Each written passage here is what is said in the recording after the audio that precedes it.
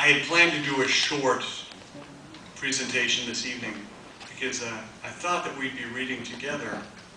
And since that's not the case, they've said I can go slightly longer. And what I'd like to do is, since I've never read this in Philly, I was thinking about reading Guts.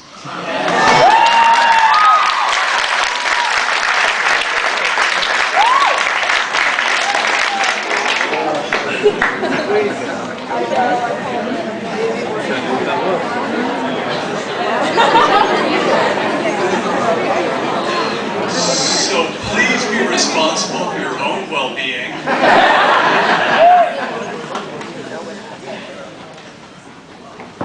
And this is a short story I wrote, and I took the workshop, and my workshop just loved. They laughed like crazy. So, Guts.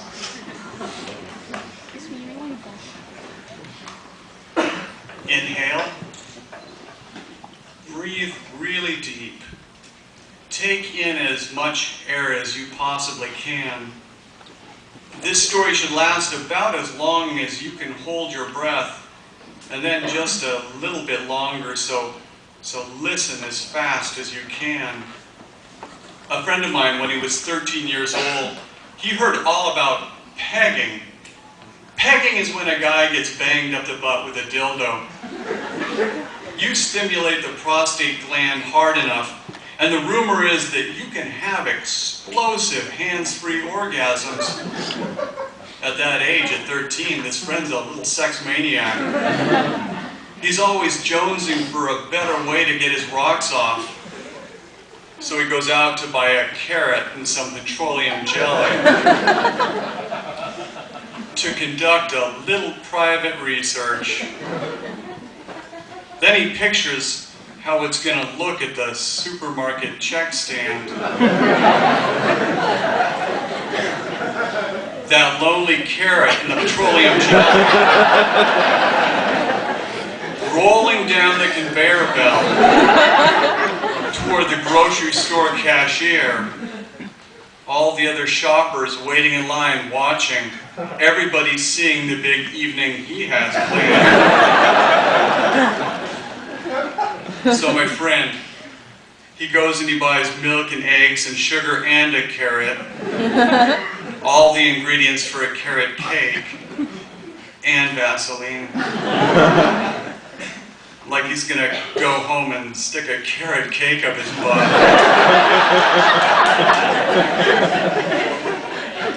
At home, he whittles the carrot into a blunt little tool. He slathers it with the grease and he grinds his ass down on it, then nothing, no orgasm. Nothing happens except this hurts like hell. Then this kid, his mom yells, "It's supper time." She says to come downstairs right now. So he works the carrot out, and he stashes this slippery, filthy thing in the dirty clothes under his bed.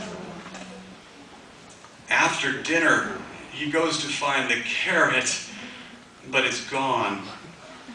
All of his dirty clothes, while he was eating dinner, his mom grabbed them to do the laundry.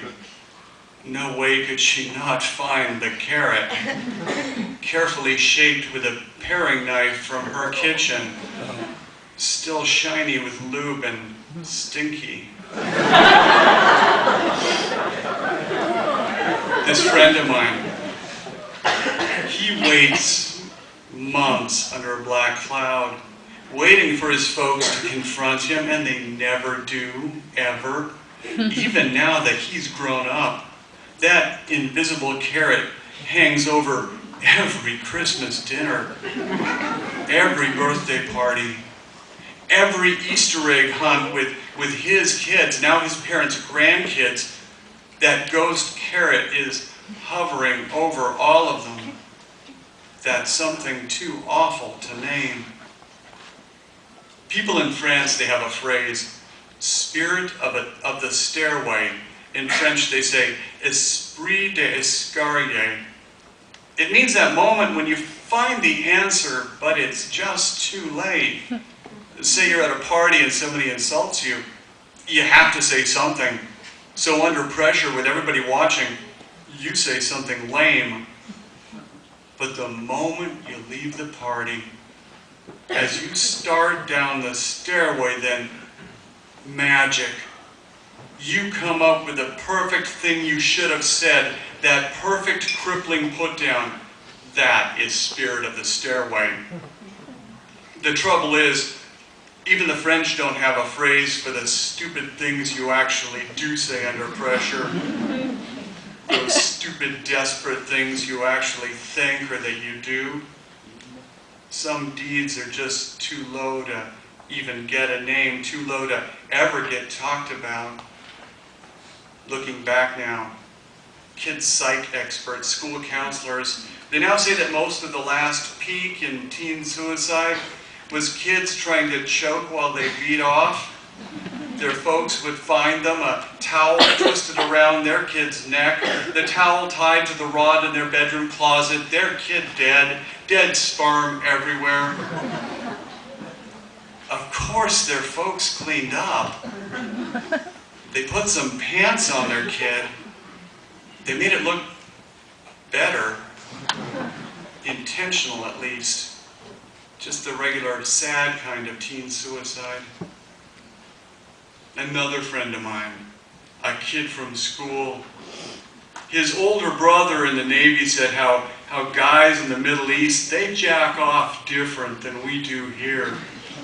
This brother was stationed in some camel country where the public market sells what could be fancy letter openers.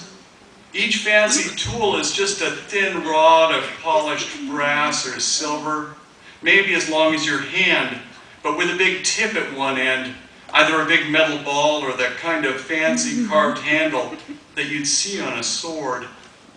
This Navy brother says how Arab guys, they get their dick hard, and then they insert this metal rod inside the whole length of their boner.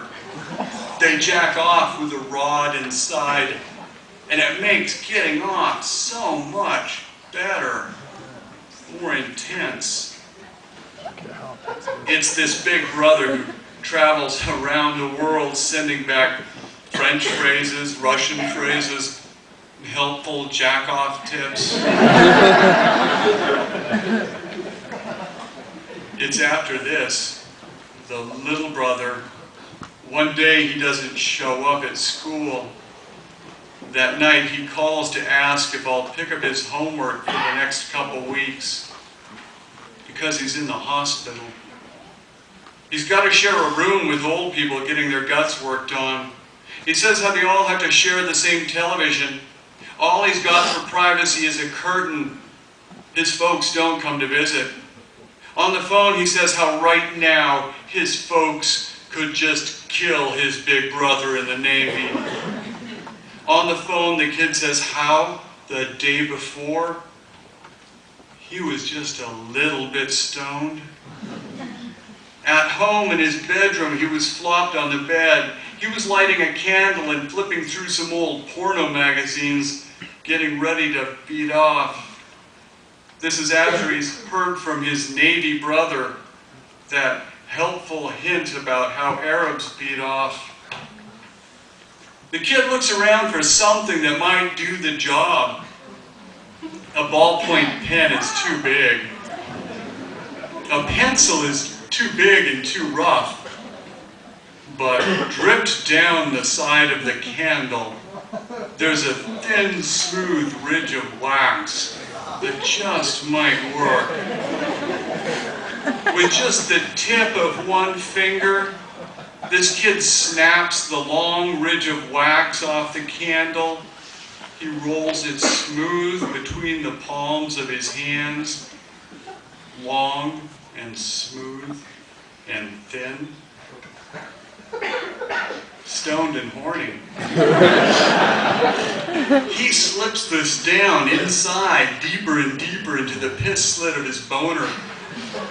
With a good hank of the wax still poking out the top, he gets to work.